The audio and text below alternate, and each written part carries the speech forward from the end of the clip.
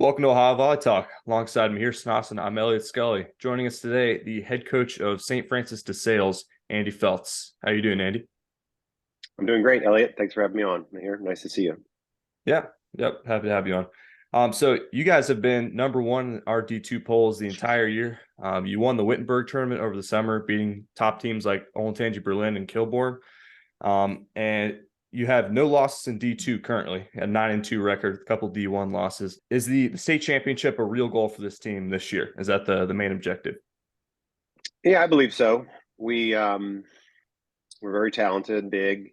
We have some ball control issues at times, but I think in D2 we stack up very favorably with the rest of the teams. I think on April 1st when we played St. Vincent St. Mary and Bishop Fenwick, that was a good test for us. This Saturday will be a good test when we go to Dayton and play McNick, Archbishop Nicholas, and Carroll, and that'll give us a good sense.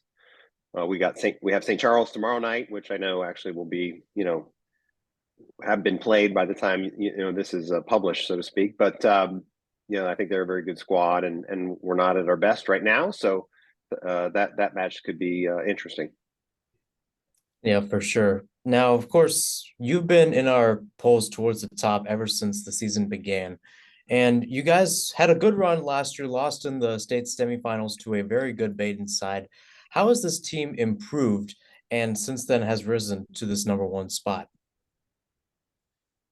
Baden was an amazing team. They just had a chemistry about them that was, very difficult to match up with.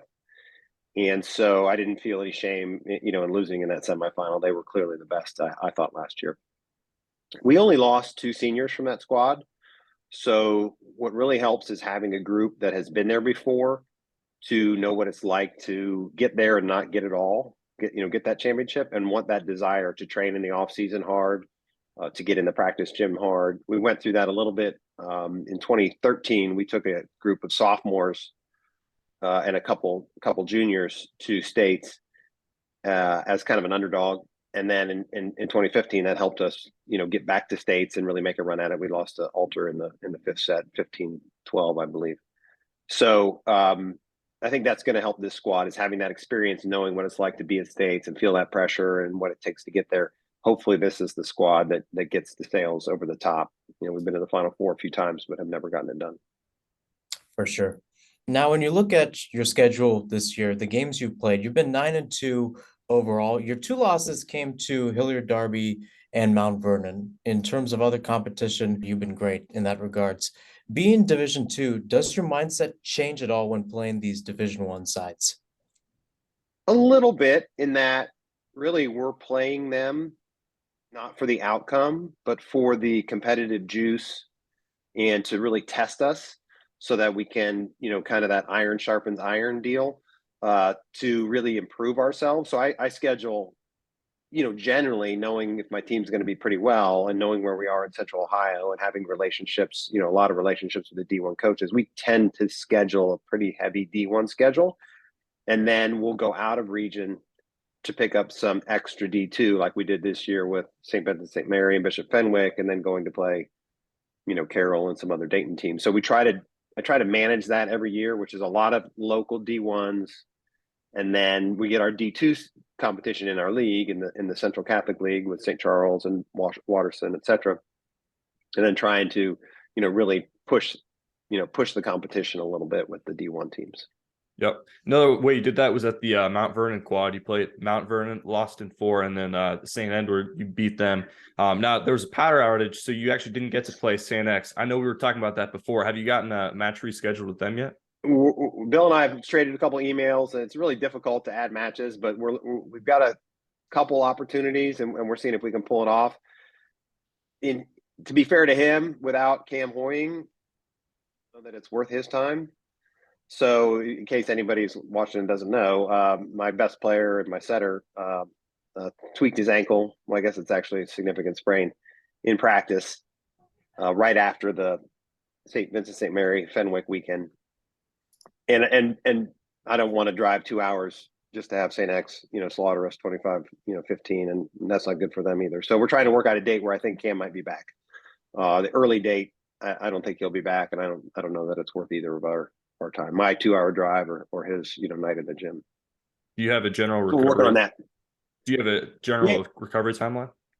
yeah, he's got to follow up with the orthopedic surgeon. He didn't have surgery, but with the ortho doc next week, and the goal is to get him back 1st of May. That's good. But it could go, a week early, or it could go a week late. Who knows? But I think we'll be fine. What's encouraging for me, on the big picture for that is we really weren't very good in the preseason. Our scrimmages, I thought we were pretty sketchy. We played really poorly against Jerome, really poorly against Berlin, teams that we handled last year at times.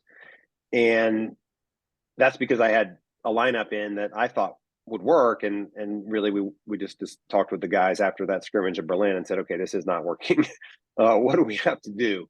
So we made some changes. And by the time we hit St. Charles match, we started to really figure some stuff out and really just peaked on April 1st. So I think if we have 2 or 3 weeks with Cam back and play our playoff matches and practice hard, when it really comes down to it, I think we'll be okay. For sure. And you talked about April 1st, you beat St. Vincent St. Mary's, you beat Fenwick in a home try. If I'm not mistaken, you did not drop an entire set in that I try. did. Drop one to We Fenwick. lost to Fenwick. We did lose one set to Fenwick. Got it. But the other scores, if you look at them, it's one of those things where you know how high school boys are sometimes, like to keep their focus for a long period of time. We beat what at the time was the number 1 team in max preps and seemed like the best competition in St. Vincent St. Mary in straight sets.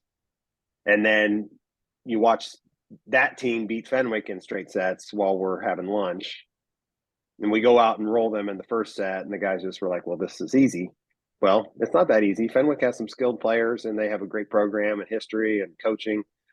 And so Fenwick, got their stuff together. And then, the second 2 sets, we were, paying attention, I guess you could say. But it's good. I think it's great for us to drop a set. Really love that. It's like the opposite of the moral victory. It's like, the focus time that brings to your kids is, I think, really important. Back to those 2 victories. Did the goal of winning a state championship become real at that point? What that weekend did for us is give us the confidence to say, Ohio VolleyTalk has us listed as the first number 1 team. We just proved it on the court, right? We just beat 2 top 5 teams in my estimation. And so when you prove it on the court, you start to have confidence that, yes, we really belong in this conversation. We really should be the favorites to win it all. I believe we have the personnel to win it all. Now, does that mean it's going to happen? No. I mean, obviously, you've got to get it done on the court. You got to keep getting better. As I said to those kids, that St. Vincent St. Mary team we played that day, they're going to be better the next time we play them, whether that's a state semi or state final. We have to be better too. We can't feel like this is the best that we've ever played. And, we've got to continue to raise our level through practice and preparation. It's absolutely true. As we saw last year, you can win 26 straight matches and go waltz into a state championship without really facing much competition in the playoffs and still walk away with the loss. So definitely good to keep the eyes on the prize. Now, you have very interesting Cameron Hoying, your setter. He's 6'7". A 5'7" junior, number 7, floor captain, Cameron Hoying. 6'7". I think most coaches would probably train him as a middle or an outside. So why train him as a setter? He's actually now measuring 6'9". Oh, wow. Okay. Yeah. So, he's a great kid. His dad has been an assistant coach in the program for 14 years with a little break in the middle. So maybe 11 years he's helped me out. And really wasn't big. He was kind of a smaller kid up to 8th grade freshman year. He was 6'1", and just exploded, like grew, in 8 inches in 2 years. He loves volleyball, has great understanding of the game. And he is actually a good passer. He could have played outside, but his arm swing just wasn't a really good fit for high level. But I knew he had high level potential. And so I was talking with the club coaches at Vanguard, who I'm good friends with. I used to run their youth program, and I've been in the club program before. coaching. And they wanted him on their top team, but the only position that they thought that, he projected at was setter. And I agreed with that. I said, yeah, that makes a lot of sense. He could be a really good outside as a high school player, but maybe not at college. And we just talked to him and said, do you want to keep playing the sport forever? And he said, yes. I said, well, I mean, you could play overseas as a setter if you really work at it. And so, Lloyd Ball was a 6'8" center for the U.S. men's gold medal team in 2008. It's not unprecedented to have a tall setter. It's a little bit weird in high school to have your tallest player be your setter. But when I say that to people who don't really, know the international game, they're like, what? That makes no sense. But he's really embraced that role and he loves it and he's really good at it. Now, every now and then practice, does he want to take a few swings? Of course. Yeah, I would too if I was 6'9". But let's take a look at conference play now. In the Central Catholic League, historically speaking, St. Charles has been the top dog, but you started to take that role and you're leading the way in this league. Can you speak about the journey to this point? Sure. I started the program cold in 2009. St. Charles had already had, a program for many, many years, including state championship runs. And DeSales had never had a program before. I was involved in the youth leagues at the time, and they asked me to help get a program started. So started the program cold, and we took it on the chin for many, many years. Waterson was great at that time too. They had the Randolph family, which produced D1 players in men's volleyball, college volleyball, and so Waterson was right there with St. Charles. They were awesome, and so we were getting slaughtered all the time by them until we really made it important to bring in athletes. We did a combination. My philosophy was get a combination. Let's get the best athletes in the school to try volleyball because it's fun and exciting. And then let's get some younger kids to go play club. And being able to marry those things helped us grow the program to the point where in 2013, we won the league. My son Evan was a sophomore then. We ended up going to states. And then, had a great run for the next 4 or 5 years, even after, Evan left. He had buddies that were juniors and sophomores that kept playing.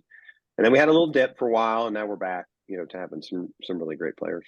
Obviously, the switch of Olentangy Berlin, Olentangy, and Kilbourne up to D1 was pretty huge. How did that affect your scheduling when you look at just Central Region D2 and even, there's some rumors out there that maybe there will be a split of the Central Region so they can get 4 for the state championships. So how did that affect your scheduling?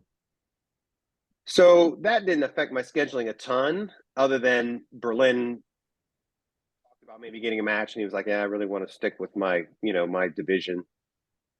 What happened with this OHSAA sanctioning and kind of restructuring of divisions and is that the OCC schools have fewer open dates. It's true. So really, I lost out on some Division I matches. We normally play Liberty once or twice. Some years we've played twice in the last couple of years, and they didn't have room, for us. Luckily, I'm pretty tight friends with Darby and Jerome. Jerome had us as a no, and then something happened with one of their dates, and they were able to add us, kind of near the end of the scheduling season, so to speak.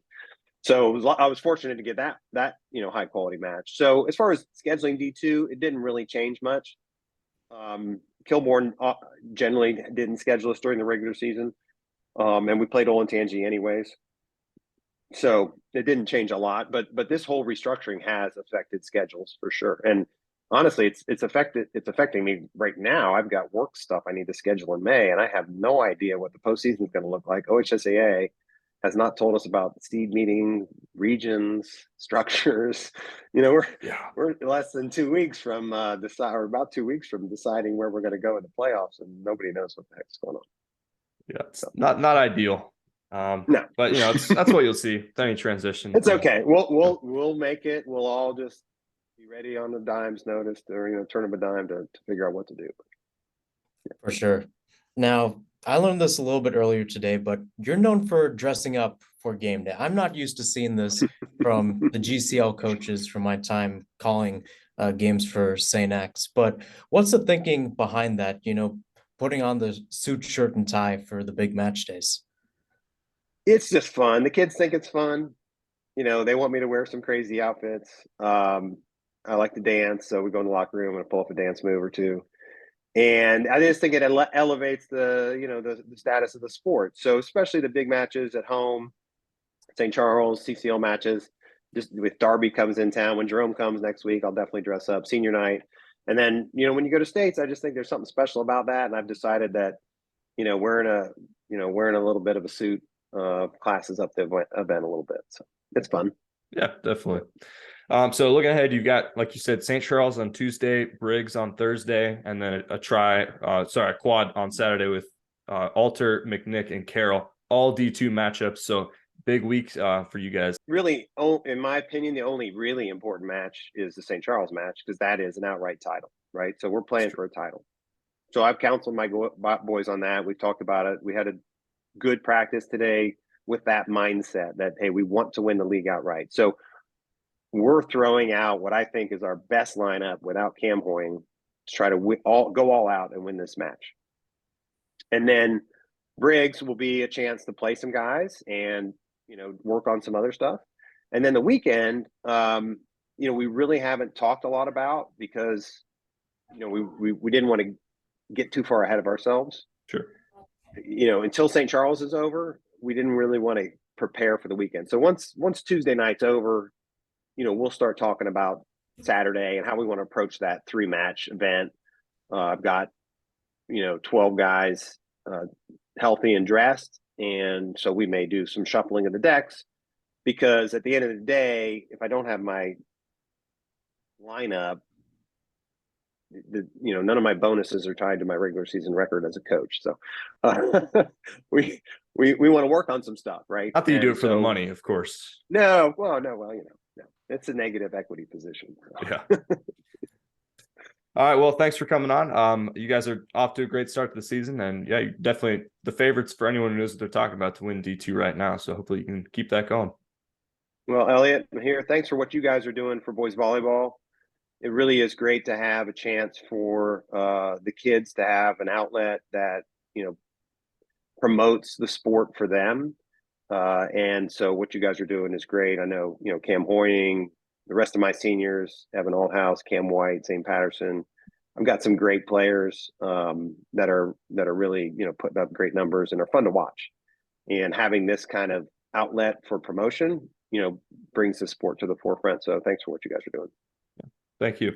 All right. That was Andy Feltz. And as always, here we are on our Thursday analysis of all the matches, so we can get this out to you with the most accuracy possible. So taking a look back at the matches that happened this past week, Mount Vernon's beat Jerome in 5 sets, and then at their quad, they swept Beaver Creek and they beat St. Ignatius in 5, and they also beat Olentangy. So really big 4-0 weekend for Mount Vernon. Proved that they did belong over Beaver Creek at the number 5 spot. Do you have any thoughts about Mount Vernon's performance? Yeah, I think it definitely was interesting overall. It was an interesting quad this past week, and of course, dropped some sets, 2 to Olentangy and then 2 to, I believe, Ignatius, but a solid 3-set win over Beaver Creek. I think, and I kind of saw this throughout Division 1 and even Division 2. A lot of these top 10 teams kind of have their flaws. They either lost a game or they dropped a few sets. So again, there's a little bit of concern with Mount Vernon, but once again, they've looked solid. They've looked like a top 5 team, and they've once again showed it. And they played 18 sets in 24 hours. Pretty incredible. That's crazy. So also that Friday night, St. X swept Moeller.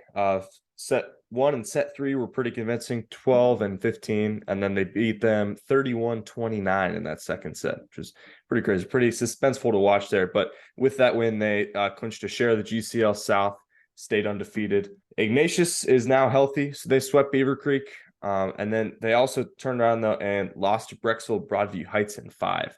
Which I just don't love. I don't know. I feel like that's a team you probably had to take care of. Yeah, I agree with you. It felt like this was going to be a turning point for Ignatius, and I was thinking maybe they're going to crack the top 10, but I got to agree with you. It just doesn't seem like Ignatius is a team to lose to Brecksville Broadview. And I know they've had some competition over the years, but at the same time, it just doesn't seem right. Coming off a great weekend where you're finally starting to get your bearings overall, you want to try to continue that momentum. And it seemed like the momentum came to a complete stop when that happened. Yeah, and really not a lot of chances left to prove themselves. They've got match against St. Mary, so maybe we'll see how they do there. But I don't know. Their D1 competition is kind of over with, so it'll be difficult for them to get back in the top 10 unless we see some upsets. Taylor is looking pretty great recently in D2. They took Baden to 4 sets, who's in our top 5 in D2, and they also won the Purple Rain tournament, which is similar style to the Centerville Elite Eight. Not as good competition, obviously.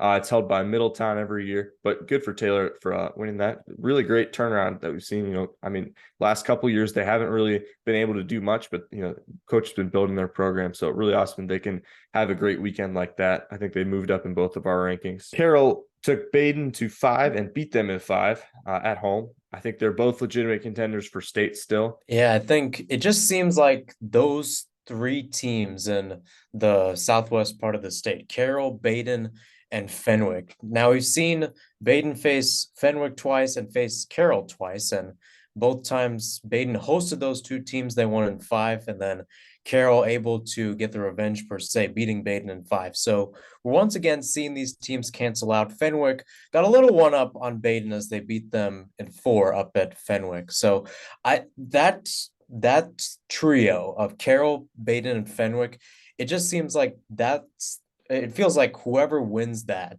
save maybe Roger Bacon gets some upsets victories, but it feels like the winner of the Southwest region, at least that part of the state, is going to go to the state tournament. Looking ahead, Darby just earlier tonight swept Jerome, so that was a huge win for the OCC Cardinal standings. Jerome was sitting at 11-1 in the conference out of 14 matches. And Jerome was Darby was 2 loss. So now with that, Jerome is 2 loss, Darby is 2 loss, and then we'll see Darby play Berlin this coming week. Berlin is the only 1-loss team left, so if Darby can beat Berlin, they will have a share of the conference in their sights. Carroll swept Archbishop McNicholas. It's about what we expected, I think. I think Carroll has the better team right now. But McNicholas is still solid. Could maybe pull some upsets in the D2 tournament. Looking at our undefeated teams, Hudson is still 15-0, still going along. I really doubt. I mean, I know Jim Cornette told me he doesn't think they're going to drop a set the rest of the season. I'm starting to think he might be right. There's just not a whole lot up there left in their schedule. St. X beat LaSalle in 4 tonight, really competitively played by LaSalle, but X gets it done. So they're now 16-0 and 5-0 in the GCL South, which clinches it outright. Chance to go 6-0 and obviously a chance to go undefeated on this season. Now, I want to talk about LaSalle because I cannot figure them out, right? They've got some really competitive losses to Elder, to Moeller, to X. Outside of that, they don't really have any great wins. I mean, they've got wins. They haven't lost outside of the GCL South, but they really haven't played anyone outside of the GCL South. So what are your thoughts on LaSalle? I think it's similar to what we've seen from LaSalle over the past few years or so. Definitely when I called it, it seemed like this team was, for the most part, high flying. They would sometimes drop some games to teams outside of the GCL South. But I think, to your point, it feels like this team is relatively competitive. It just seems like it comes in spurts. They had a great chance against Moeller early in those sets, especially the first and second. They were leading earlier on. We saw it today against St. X as they were able to once again take a set off the Bombers on their home court. The same thing happened last year. It just seems like LaSalle's kind of in that enigma role where it doesn't seem that convincing overall. Sure, they have gotten better. Don't get me wrong. This is a better LaSalle team than what we saw last year. But I think especially being in Division I this year, they're going to have to do a lot of convincing to try to put up at least a run to, I would say, regionals, especially in that Southwest region. Yep, absolutely. It is a stacked region, which we will get to right now. So here we're looking at our D1 regions that have just been released. Thank you to Brian Lawless and Andy Feltz for sending me the regional alignments. So the big obvious change, I think, that jumps out at me, for the most part, it followed geography. Essentially, we had a central region split. Half the central region went in Region 1 and half went in Region 3. And then North became Region 2 and Southwest became Region 4. That's essentially what happened, except for a few things. Beaver Creek, Centerville, Kettering, Fairmont, Edgewood, they all, like, basically the West teams from the previous year, they went to Region 3. Now, if you talk about Beaver Creek, they were looking at a Southwest team with Moeller, St. X, Elder, LaSalle, Sycamore, Walnut Hills. I mean, that would have been a tough region to come out of. Now they're the favorites in Region 3, and they have a much better shot at going to state, where they would have had to knock off an undefeated St. X team and a lot of other great competition too. Oh yeah, I think, and I texted you this too on Wednesday, the biggest winner is them right now. You look at the teams that are in this region, I think they could definitely beat all of them by a pretty substantial margin as well. Dublin Jerome would be an interesting one, but then again, they've been a little bit on the decline, especially dropping games to Mount Vernon and then today against Derby at home. That might be Beaver Creek's only tough test, but if you're Carol Bizak and crew, you have just gotten a fast track to try to get back to the state tournament, as they were there last year, went to the semifinals and faced a pretty good Moeller squad. Yep, took them to 5-2, almost beat them. Covered that with Exactly. Meyer, but they were that close to going to a state championship. Now they got a chance to head back to a semifinal. So I think pretty much everything else. I'm guessing it's a little weird that they split up the OCC conferences. My guess is they were looking at it, and maybe it's someone who wasn't super familiar with how the conferences worked, and just said, all right, all the Hilliard schools are going together, all the Olentangy schools are going together, all the Dublin schools are going together, and just kind of crossed over conference lines. It's a little odd now that basically half of each conference is not in the same region with the others. So I don't know that I love that, but pretty interesting regional alignment. We don't know, I don't think, who's playing who in the semifinal yet. So we don't know if it's 1 versus 4 or 3 versus 2 or anything like that yet. Outside of that, probably looking at out of Region 2, I would say a St. Ignatius Hudson regional final would be my best guess. Yeah, I think back to your point about like putting the Dublin schools in the region with Hilliard and then putting the Olentangy and Pickerington schools along with Westerville on the other Right. side, it actually kind of sort of ends out being kind of fair per se when it comes to competitors. You've got Dublin Jerome, Hilliard Derby on one side, Olentangy Berlin, and Olentangy Liberty as well. So and we've kind of seen this throughout this year that a lot of central teams are in our top 10, and in ways they've kind of split it up pretty well. You have Mount Vernon, Liberty, and Berlin on one region, that is Region 1, and then Region 3 you've got Derby and Jerome, and then you also got Beaver Creek, kind of avoided the Region 4, the Southwest region as we're calling it. So overall it's a pretty decent split, and I think to your point, it is a little weird that you have a conference split up, but then again, there were some talks that they were going to maybe split up St. X, Moeller, and Elder and put them in respective regions. I knew that last year from a few sources. So again, this is not the first time where we've talked about conferences being split up and being taken to multiple regions. Yeah, and speaking of them, the GCL South is all in Region 4. So there's no more GCL South state finals where both teams are from there. Obviously, the last two have been Moeller and Elder. So we will have a GCL South competitor or someone who can beat all of them come out of the Region 4. I know there's some people that don't like that. Personally, I think it's a good change. I don't know. I think that really the dominance we've seen from St. X, Moeller, and Elder in the past is probably starting to come to a decline. That's my personal opinion. I think for the longest time it was just they were 1, 2, 3, and that's it. In some order, and now we're starting to see, maybe Elder doesn't make the top 10, maybe Moeller gets number 4. And obviously, St. X undefeated this year, so that's a bad example for my argument. But I think we are starting to see some teams like Liberty, like Mount Vernon, like St. Ignatius come in and make some noise and maybe dethrone them from their spots. So I think long term, it wouldn't have been good to put GCL South teams in different regions simply because of the competitive nature of those teams. Yeah, I'd have to agree with you over there. And I remember I interviewed Bill Ferris, the head coach of St. X, last year for ESPX. And I remember he was talking about how the Southwest region, especially the GCL South, was at a level of OHSA play for a long time.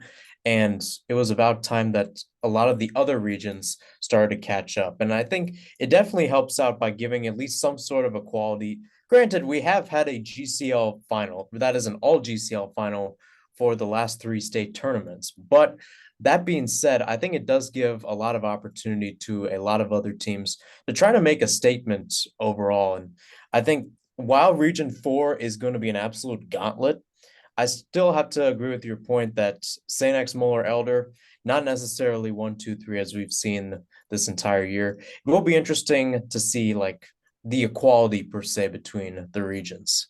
Absolutely. So as for who's coming out of Region 1, I would say Liberty is probably not going to have much trouble. I'd say Liberty Mount Vernon regional final is probably most likely. Outside of that, I don't know who else would really, maybe New Albany might give them a challenge. And Berlin. So Berlin, New Albany, Liberty, and Mount Vernon are probably the 4 teams that could possibly come out of Region 1. For Region 3, I think Beaver Creek, Darby, Kilbourne, and Jerome are probably the top 4 teams, probably teams we'd see in a regional semifinal. What's interesting this year is regional semifinals are now neutral site. So you'll see a regional final, regional semifinal, and obviously the state tournament will all be neutral site. Anything before that will be hosted by the higher seed. So we also did away with district semifinals and district finals. That all just went to regional qualifying matches. So that's the official term. And also we have the D2 regions here. I think this was a lot more geography based as well. Region 5, it's pretty clear. I think DeSales is probably going to come out of there, assuming Hoying can get healthy. As we saw, St. Charles swept them pretty bad, like 25-12 one of the sets. We'll see if they can bounce back. I think that they can once they get their setter back. It's a pretty tough position to lose, especially from a team like that. But I do think DeSales is probably still my favorite to come out of Region 5. The interesting thing about this, I think Region 7 really does not have any teams that we have talked about being anywhere really close to the top 10 in D2. It is interesting to see kind of the discourse per se. I was talking about how to some extent there is an equality in the regions for Division 1. It's hard to find it here in Division 2. It's easy to look at a region and say, all right, this team's getting it out, or you're going to have at least a matchup of what would be the final. Region 8, on the other hand, is absolutely stacked. I mean, you think about it. You have Taylor, Roger Bacon, Carroll, Bishop Fenwick, Baden, and McNick. That's 6 of the teams in our top 10 are in one region. And there's a good chance, and I talked about it earlier, that trio of Baden, Fenwick, and Carroll, any 3 of those teams could make it out. It almost feels like how the regional finals used to be for the South region at the Division 1 level, where you have a 3 seed against a 2 seed per se, right? It was St. X against Moeller last year, St. X against Elder the year before that. It just feels like that kind of complexity in Region 8. And again, Region 7 doesn't really seem like that. The fact that you can have a team like Notre Dame Cathedral Latin, who, if I'm not mistaken, just started their program this year or just recently, they have almost an equal chance against a team like McNick. It doesn't make sense overall. Again, I understand that it's a geographical thing. It's a geographical thing, but it feels like there could be some shifting in this. Yeah. I know these results are not final. That's what one thing the email said that was clear. They're still waiting on some teams to either drop out or add in. And that's something I think the reason that this was so delayed was because we had so many new schools this year, and because the OHSAA was their first year doing it. But my guess is if they had put an earlier deadline, they would have ended up alienating a lot of the new schools from the state tournament. So they wanted to avoid that and make sure people had plenty of time. That's my guess anyway, into why they were doing that. And again, I mean, maybe long-term Division 2 makes sense. It's tough to think that way right now, because it kind of seems like a team from Region 7 is just getting a free trip to state that maybe doesn't really deserve to be in the state semifinal. But, you have to think, hopefully these teams can get programs built up. And in 5 years, we're talking about Region 7 a lot different. So taking a look here at our D1 rankings, I didn't change a whole lot. I had Mount Vernon come back from 6 up to 5. My top 4 was unchanged. Interesting thing, I think the only quarrel that you may have with me, Beaver Creek does have the head-to-head win over Darby about 2 weeks ago. However, with the recent losses that Beaver Creek has taken and Darby's really impressive win over Jerome tonight, I mean, they look pretty dang good. I would say that I think they deserve the number 7 spot over Beaver Creek. Yeah, I definitely think Darby's in that category. I kind of put Berlin over Darby just because of that head-to-head matchup, but I think it also goes to what we saw earlier today. I mean, if you win that first set, I believe it was a score of 25-14, you definitely deserve to be back in the top 10. Again, a little bit of a discourse in the fact that Beaver Creek beat Darby at home in 4, but I just think from what we saw from the Beavers this week, it feels like if they were to face a team like Dublin Jerome or Derby again in, say, a state semifinal, as it's looking right now with the region alignments, it feels like Beaver Creek's going to lose that battle. And that's why Regional I put final. like Regional final, not state semifinal. Yeah. Yeah, that's true, actually. Sorry, I take that back. But yeah, there is a chance that Beaver Creek could lose a regional final. So that's why I put those 3 OCC teams over there. Yeah, it's interesting. I mean, geographically, I think Beaver Creek's like an hour away from Jerome and Darby, but they're all in the same region now. So if that sticks to the end of the year and continues into next season, it'll be interesting to see how many West, Old West versus Old East matchups that we'll get. That'll be cool to see. I think Sycamore is still maintaining their spot. They've been taking care of business outside of their impressive showing last week. Now you want to talk about, you have Hudson at 4, I have him at 2. So what's the thing behind putting him behind Liberty and Moeller? I think it just comes to the fact of competitiveness of a schedule. They've had some interesting battles, Hudson, but it just seems like they're being, well, I'll put it this way. They faced St. Edwards, and it seemed kind of competitive in general, as each set was decided by 3 to 4 points. And again, we've talked about it this year, the fact that St. Edwards is definitely not the team that we saw last year. And it just seems like in those types of battles, I would expect Hudson to come out a little bit more boisterous overall. I also put them behind Olentangy, Liberty, and Moeller just because of competitiveness of schedule in general. Of course, the Patriots and Crusaders are doing a much better job when it comes to scheduling and then also performing in those tougher matchups. So that's why I kind of put Hudson over there, just kind of looking in the future. I won't be surprised if Hudson could beat one of those 2 teams in a state semifinal, but it just seems from the competitive level right now, I would just put them underneath them. Yeah, I hear you. I think if Liberty can get Ryan Severson back and have 2 solid outsides, they're going to be a dangerous team. So if they continue to take care of business and it looks like Severson's going to be back and he can play, then I think I'd have to move Liberty up to 2. We will see on that front. But, if Hudson goes 22-0, I mean, it's tough to have them not at 2, even regardless of who they schedule. Looking at our D2 rankings here. So obviously St. Francis DeSales was swept by St. Charles badly without Hoying, though. So it really depends on how much you look into that. Me personally, when DeSales is at full strength, they have the head-to-head wins over St. Vincent St. Mary and over Fenwick. And it looked pretty convincing to me from what I saw, over St. Vincent St. Mary in 3 and Fenwick in 4. That's enough for me to where I think I give them the courtesy 1 spot, or like if they stay healthy, I think they deserve the 1 spot. And then other than that, Carroll comes up over Baden. I think Roger Bacon's had some uncharacteristic losses that puts him back down at 6. I kind of put DeSales at 3. I mean, we talked about this through the entire season, the fact that like we're only taking DeSales down if they were to lose. And again, you take a loss, Cam Hoying's not in the game, but it just seemed like the way they played, especially on the score sheet, it did not look that competitive overall. So that's why I dropped them to 3. But again, you kind of put a cautious tag on them, as we kind of did with Ignatius earlier this year. We can say, you know what, they've had a few people out. Maybe they get back to full force. And again, whenever Hoying comes back, I think I'll see DeSales at full force, and I'll definitely put them at number 1. It just seems like a disappointing loss after the type of performance they've put up this year and definitely this season. Yeah, as Andy Feltz was talking about, that was for the outright CCL title. So because of that, St. Charles and DeSales both went 5-1. They both have a share of the title now. So, obviously it's good to win the league, but DeSales definitely had the team to go 6-0 this year, and they couldn't end up capitalizing on that.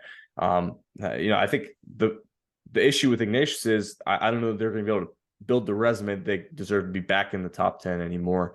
I think DeSales can do that, it just depends on when Hoying comes back. You know, he said there's a little variability, could be a week early, could be a week late. We don't know. The fact they won't have him for this this quad match on Saturday will be tough for him.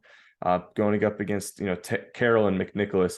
I don't know. It'll be interesting to see how well they can fight. The fact that they lost to St. Charles 25-12 in one set and got swept by him just doesn't bode well for me. But for now, I'm going to keep him at 1, and we'll see what happens. All right, so for our matches of the week this week, why don't you give us our ranked match of the week? Yeah, I think it has to be Derby versus Berlin. Of course, those two have been going at it. Had a great matchup earlier this year where Berlin won at 5 on the road. You have the rematch of that game, and it could very much decide rather how the OCC ends up being split. Of course, with Dublin Jerome losing today, Berlin's got a shot to take that trophy should they beat Derby. And I think it would definitely be a match that goes down to the wire, but I think it goes back to the fact of how we saw Derby play. It seems like they got their mojo back, especially with a convincing win on the road against a Dublin Jerome side that they lost at home to 5. I think they get it done against Berlin. It will be a close game down the stretch, but I think Derby wins in 5. Wow. Yeah. I completely agree. So right now, Berlin is leading the OCC Cardinal with having only 1 loss. Jerome and Derby both have 2. Berlin they've already split with Jerome, and they played their first match with Derby. So winning against Derby this coming week would be very big and would basically, well, you never want to guarantee, but those would be the top 2 teams that they'd be over with. So if Berlin's able to win, then they'd likely be able to win the OCC Cardinal. But if Derby wins and beats Berlin, then it'll probably end up being a 3-way split with Berlin, Jerome, and Derby all being a 2-loss team, all sharing the OCC Cardinal title. And that'd be big for Derby because you'll recall that they had 20 straight OCC Cardinal titles. And then they lost that streak, and they didn't win it in 2021, didn't win it last year, have a shot to get back to doing that this year. So I'm sure that's something they're anticipating. That'll be a huge matchup with big implications for that league. Give me Derby in 4. Now for our unranked match of the week, we got Walnut Hills and Loveland. 2 teams down in the South region that haven't been necessarily on top of their game, maybe so much as they used to be, but playing very competitively. Loveland's only 1 loss right now, but not really a competitive schedule outside of that. Walnut Hills has been able to compete with teams, at the Centerville Elite 8. Yeah, I'd have to agree with you over there. Walnut Hills hasn't looked, I would just guess from a competitive standpoint, they just haven't been able to be that convincing. And then, like you said with Loveland, it just seems like they've been facing a lot of ECC teams, so I kind of get their idea. And they play Sycamore later this year. So there is a chance it could get a little bit more competitive, but again, you have 2 ECC teams that are kind of in the shadows right now. Could pull some upsets come playoff time. Should be an interesting game down the stretch, and I think I go back to the first game between these 2 at Walnut Hills, where Loveland took the first 2 sets, 25-22. Walnut Hills pulled off the reverse sweep. I feel the Eagles have done a lot more improvement since then, especially after those first 2 sets. I think they get it done on the road in 3.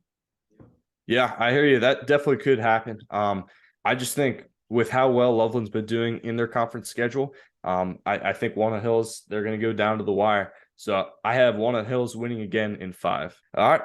For Mahir and I, this has been Ohio VolleyTalk. Mahir, any final thoughts? I mean, it just looks interesting. There are a lot of top 10 teams that kind of showed their flaws this past week. They're going to try to get back and be at 100%.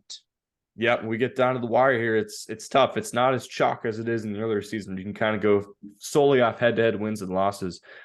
They're more like building your overall resume. Just because you beat a team once doesn't mean you're necessarily going to be above that team in the seeding. So really interesting with the regional breakdowns and how the seedings are all going to work out.